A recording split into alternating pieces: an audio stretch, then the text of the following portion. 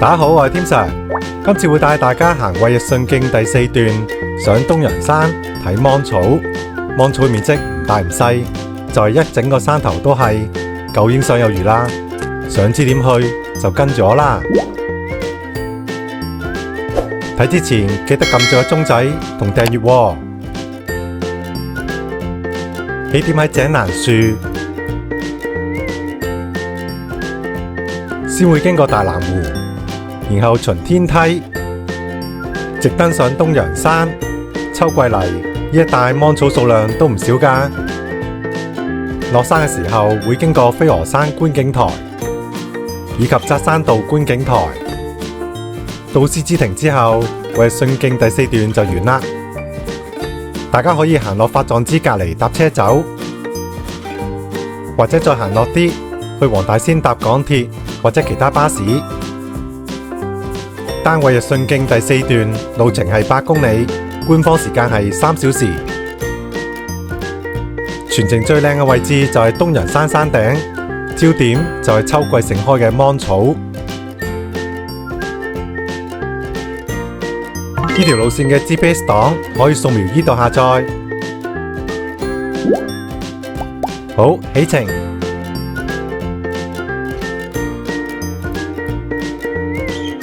喺井欄樹落車後，先行入井欄樹村。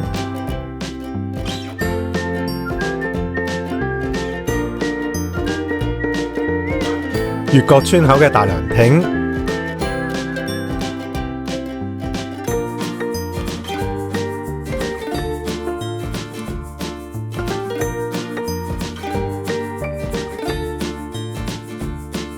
細心觀察四周嘅衛奕信徑指示牌，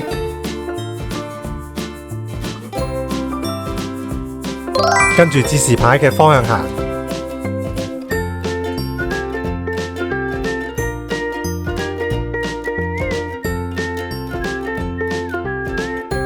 衛奕信徑標記柱 W032 係收埋喺民居旁邊。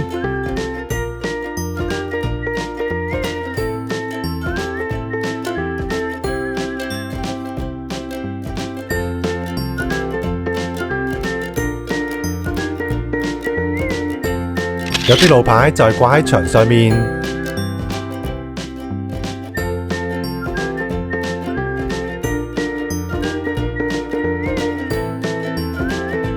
指示牌而家多咗好多，要穿越井欄樹村唔難啦。多年前係非常之模糊不清㗎。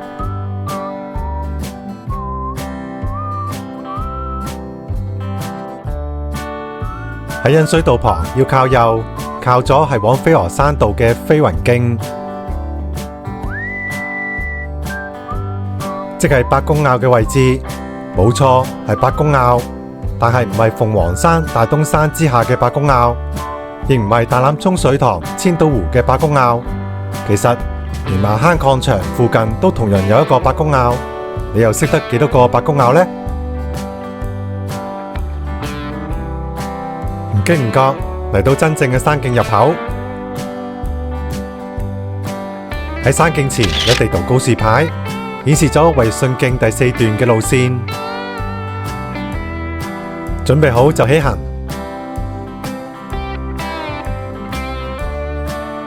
初段嘅山徑樓梯闊落，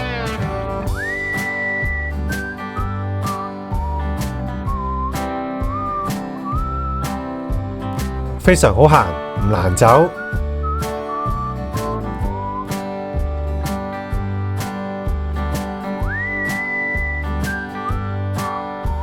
喺呢度會見到標記柱 W033。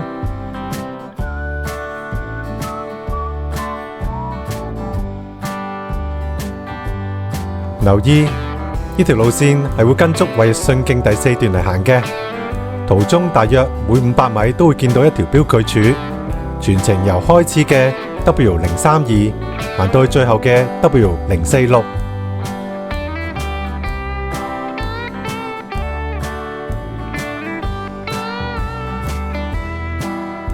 途中嘅路牌係足夠㗎，部分稍為朦朧嘅位置，第一陣會標示出嚟。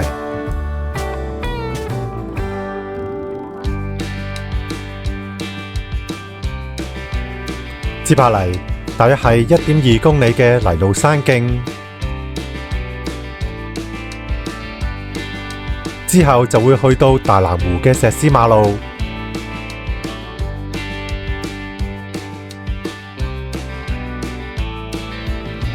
呢一段係不斷嘅落斜，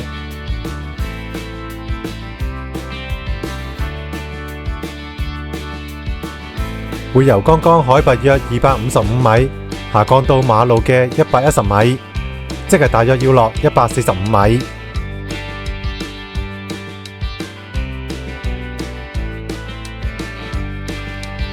大家可能有所不知，起步點嘅海拔係近190米，要落到110米，咁樣即係要先落得更深，然後再攀上東洋山。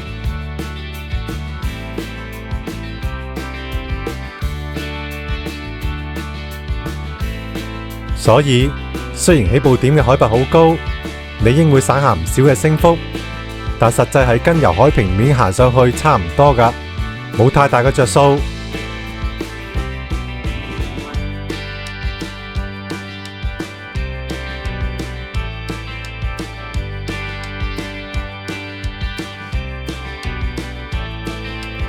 落去嘅路都係原始嘅泥路山徑同大石階梯，都幾好行㗎，而且並非全段不斷落，都有平坦嘅泥路山徑。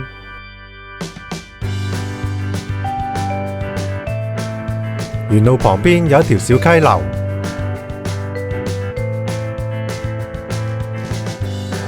小心面前嘅疑似分岔路，要靠右行。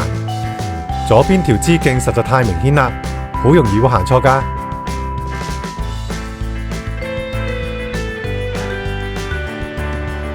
即使行錯咗都唔緊要嘅，好快就會發現。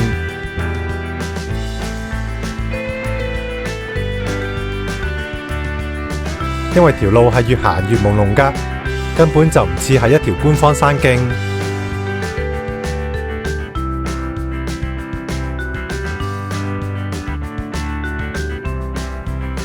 呢一段衛奕信徑可能係好近幾條村嘅關係，冇標示嘅疑似分岔路都唔少㗎。行嘅時候要特別小心，要有行錯路嘅直覺，記住要有大路行大路。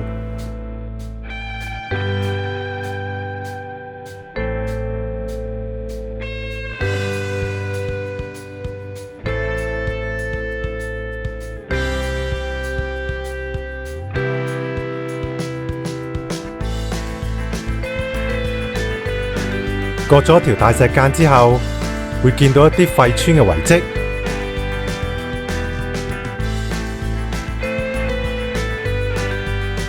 呢一段都係好好行嘅，林蔭充足，天氣熱少少行都冇問題。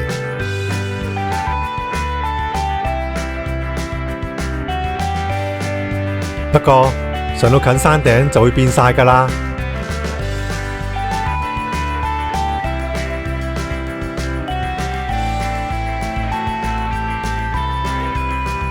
繼續沿衛奕信徑嘅方向靠右行，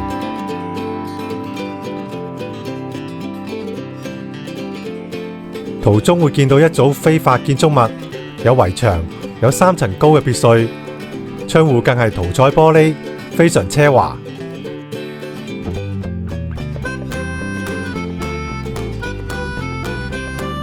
沿旁邊嘅山徑向下走，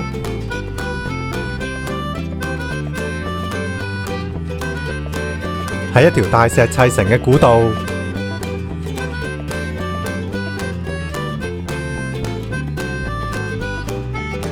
沿路不斷咁落，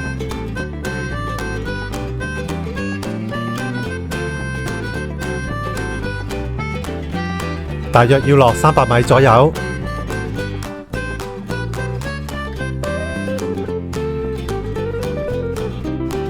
就會接上一條寬闊嘅石屎馬路——大南湖路。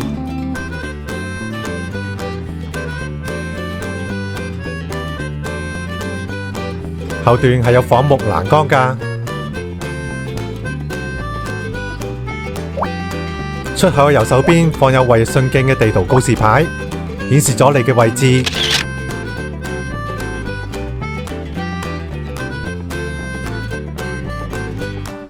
旁邊就會見到標距柱 W035，跟住指示左轉，循馬路一直行。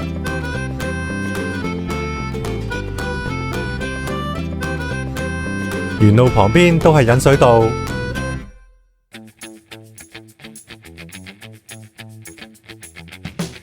好轉入村，跟住引水道行就得啦。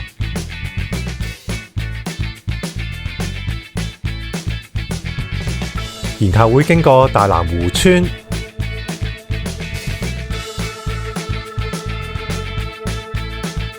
留意左手邊嘅引水道橋同路牌，但唔好見橋就過。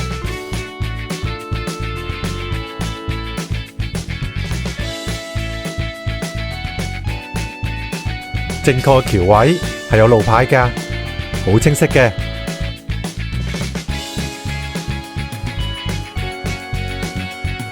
之後就會接返上山徑啦。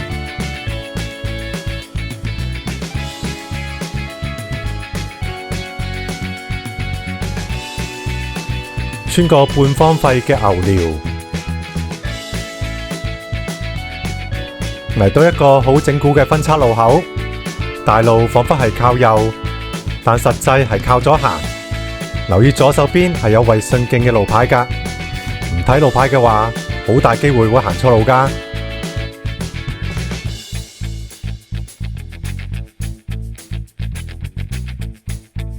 跟住隨即踏入天梯嘅路程。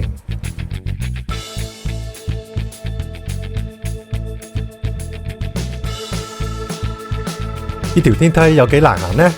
有幾高呢？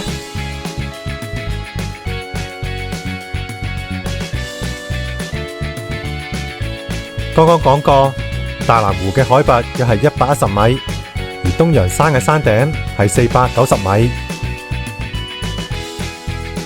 咁樣即係要攀升達380米，而路程就大概係1.7公里。單憑數字上嘅斜度嚟睇，係超過1:5，近1:4㗎啦。咁樣嘅表達係咪一目了然啲呢？真係斜得好厲害㗎！以天梯聞名嘅孖崗山，兩峰加起嚟嘅總攀升量都只係約330米嘅啫。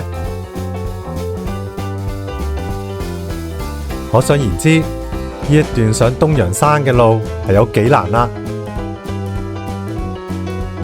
慢慢上嘅話，應該要1小時或者以上，好視乎你嘅功力有幾深厚，時間因人而異，差別可以好大。不過可以話俾大家聽，即使快腳唔跑，都要40分鐘嘅時間。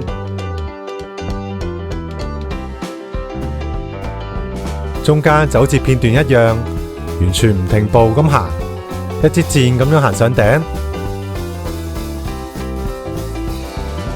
喺呢度不如教大家計時，好好用㗎。Tim Sir 嘅路線影片一定係全程實拍嘅，唔會剪走任何一段，幾悶都唔會。除咗可以實際體會到有幾長之外，其中一個作用就係計時。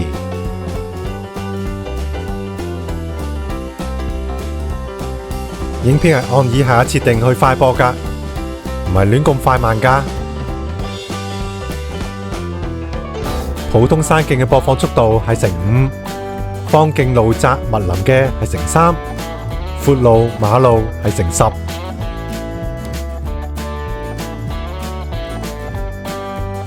憑住呢啲播放速度，大家就可以輕易咁計出每一段嘅真實時間係有幾長。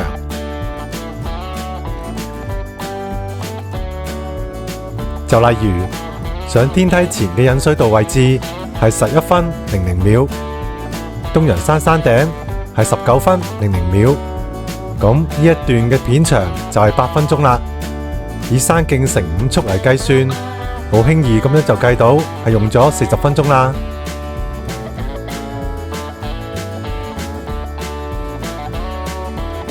嚟到標距柱 W038，大約係天梯嘅中間位置。回望已經可以見到比較開揚嘅景色，不過景觀就稍為有少少遮擋，再上少少就會好啲。咁樣計算出嚟嘅真實行山時間係好精準㗎，亦係全程拍攝嘅目的之一。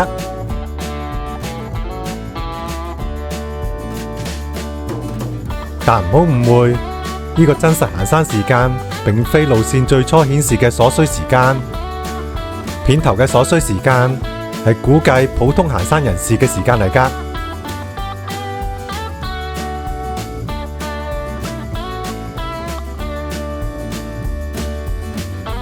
跑山嘅或者龜速嘅就自己按比例成大成細佢啦。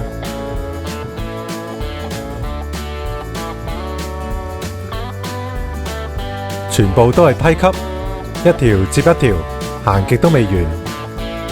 凝望住地下不斷咁行，感覺到越嚟越曬，其實即係代表越嚟越開揚啦。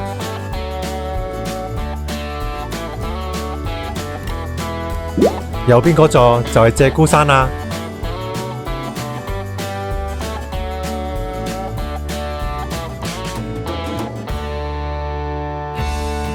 當梯級消失嘅時候，天梯已經完成咗3/4，迎面而嚟嘅係碎石爛路。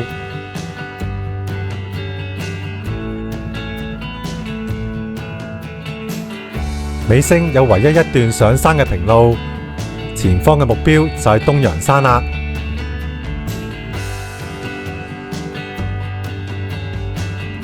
不過好快又再次接上碎石爛路，但唔係石河嚟嘅，只係條路真係有啲爛啫。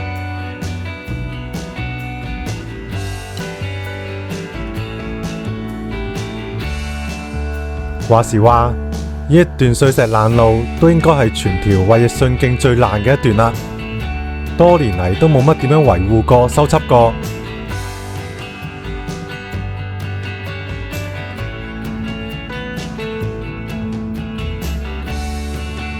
向上行還好，落嘅就真係要加倍小心先得。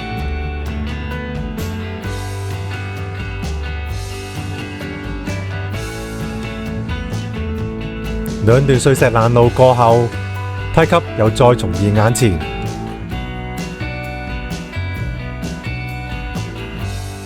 不過只係餘下幾級嘅啫，好快就到頂㗎喇。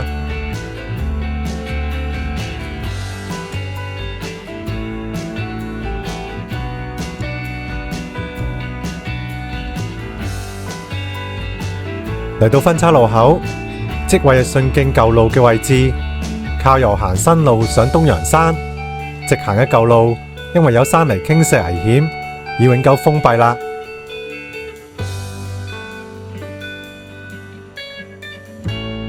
其實所謂新路，好耐以前已經有㗎啦，係經東洋山山頂行去兔仔許願石嘅方徑，而家上山一段就由方徑變咗官徑啦。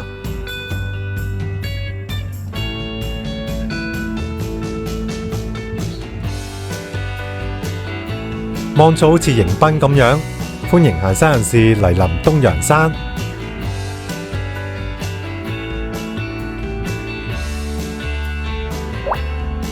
終於嚟到東洋山山頂啦！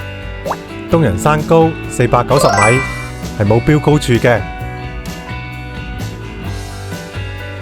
山頂可飽覽大老山，遠至大霧山，個景觀係360度環迴遼闊靚景，群山群島都一覽無遺。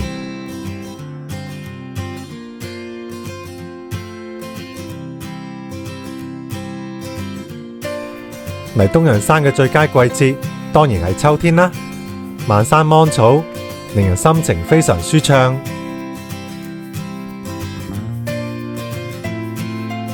走過一片又一片嘅芒草海，已經完全忘記咗剛剛爬上嚟嘅天梯啦。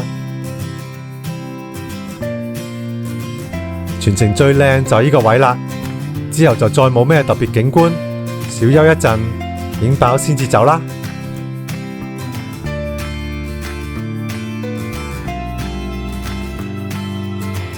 離開就跟住衛奕信徑嘅路牌落山，唔好行咗去芒祖海嗰邊條路，嗰條路係去兔仔許願石㗎。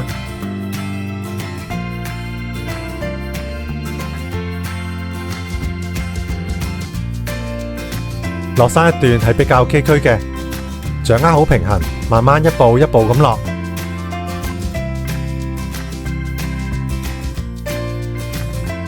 有需要就用行山杖幫手協助平衡。呢一小段係全條路線最斜嘅落山段，大約長260米。山徑嘅出口就係前面條馬路，係好明顯㗎。又唔係260米都係碎石路嚟嘅，中間係有手作步道㗎。跟住新舊路線就會匯合喺一齊，繼續向前行就得啦。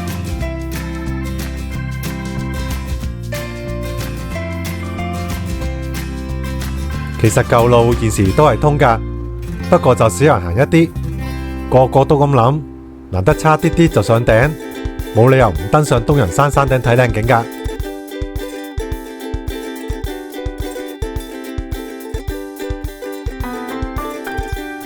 說時遲那時快，轉眼就接上石屎馬路啦。留意標記柱嘅位置係 W040，旁邊都放有衛奕信徑嘅地圖告示牌。餘下嘅一段路都係寬闊嘅石屎馬路嚟㗎。去到分岔路口，行衛奕信徑嘅就轉右，想直接離開嘅，可轉咗落飛鵝山道，約係3.4公里。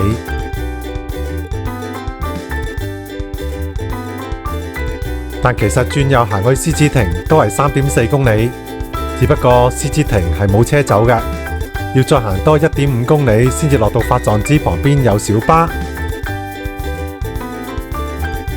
唔怕行落樓梯捷徑嘅，就可以直落慈正村嘅巴士總站，約係900米。而呢條片係會直落到黃大仙站走。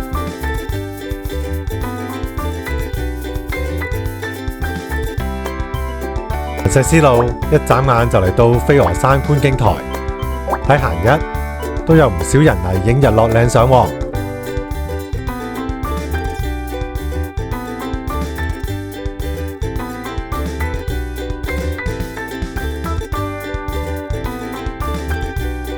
沿馬路一直行就得㗎啦。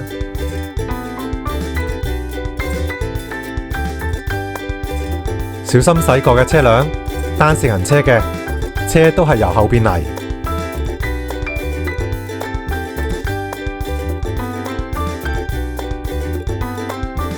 呢個就係轉上大老山氣象站嘅分岔路口，要走回頭路嘅，有興趣就自己上去行一轉啦。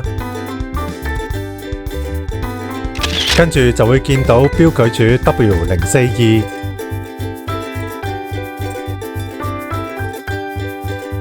簡單計算，去到 W046，即係大概仲有2公里嘅衛奕信徑。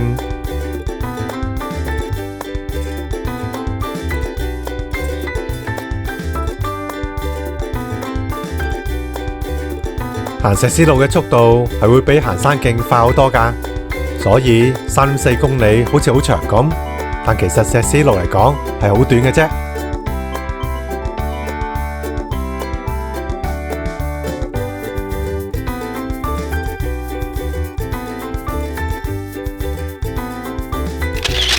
轉眼間就行到去標記柱 W043啦。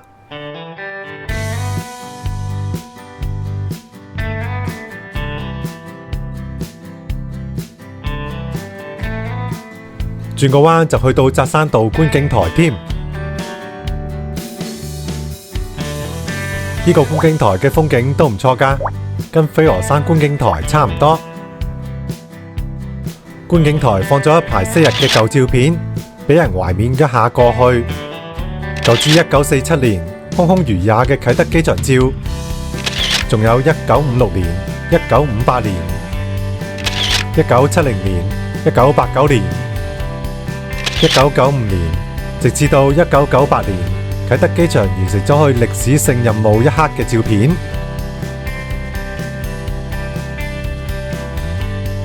如果係揸車上嚟嘅話，由沙田坳道上就只能夠去到扎山道觀景台啦。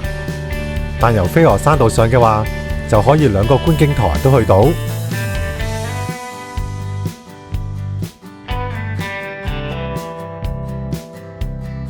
留意過咗扎山道觀景台之後，除咗衛奕信徑嘅標距柱，仲會見到麥理浩徑嘅標距柱㗎。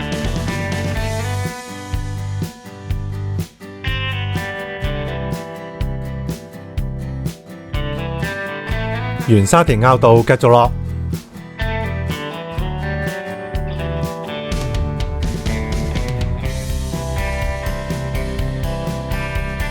衛奕信徑標距柱嚟到 W044。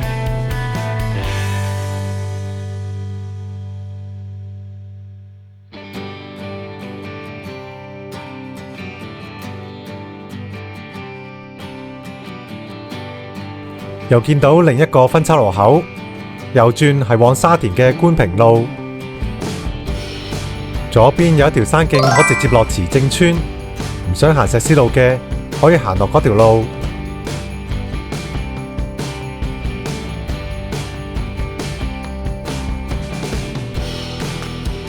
繼續往下行，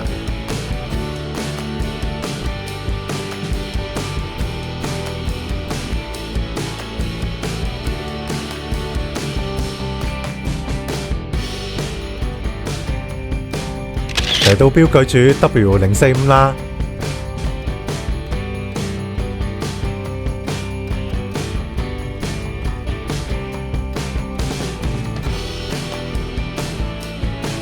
一路上望住咁靚嘅夕陽落山，真係好正啊！唔好不斷咁衝落山，久唔久停落嚟睇一睇風景啦。市區景未必人人都有興趣，但夕陽無限好，係人都想睇多一眼㗎啦。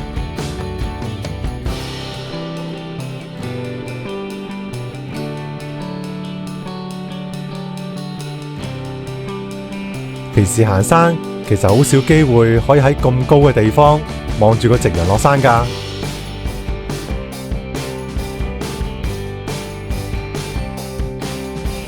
標距柱 W046 就喺左手邊，意味住衛奕信徑第4段會隨即完結啦。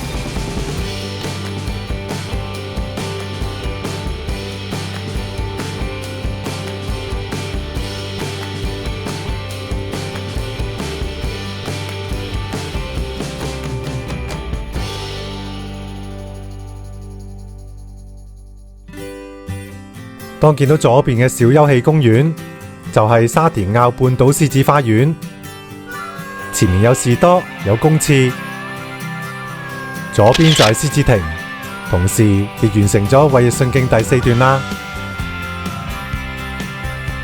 想繼續接上衛奕信徑第5段嘅就轉右，或者想去水泉澳嘅都係轉右。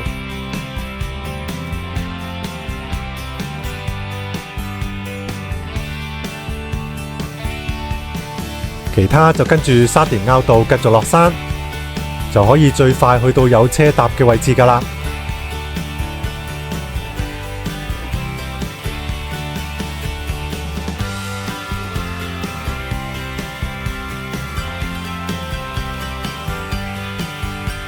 路程大約係1.5公里，係最快落到山腳嘅一條路。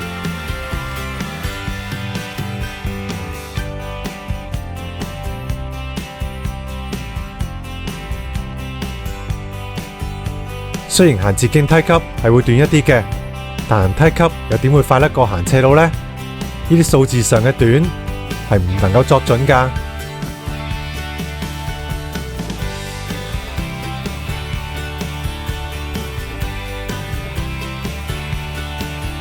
不過想點行就點行啦，行山都係揾路嚟行嘅啫，運動一下，身心健康最重要。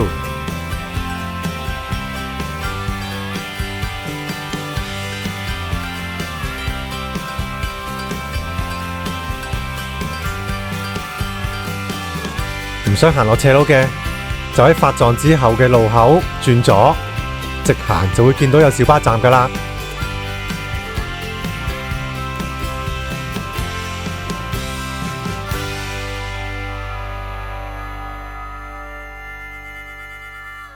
而我就比較喜歡直接行落黃大仙站搭港鐵嘅。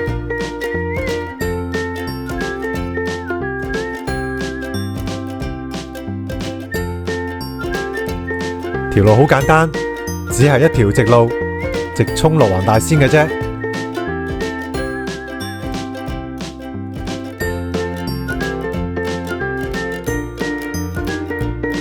大約行10分鐘就會到㗎喇。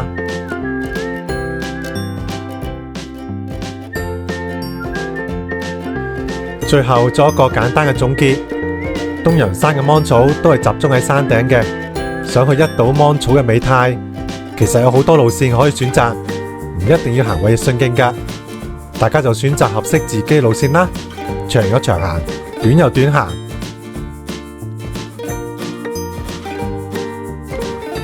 睇下，轉眼就落到黃大仙站啦。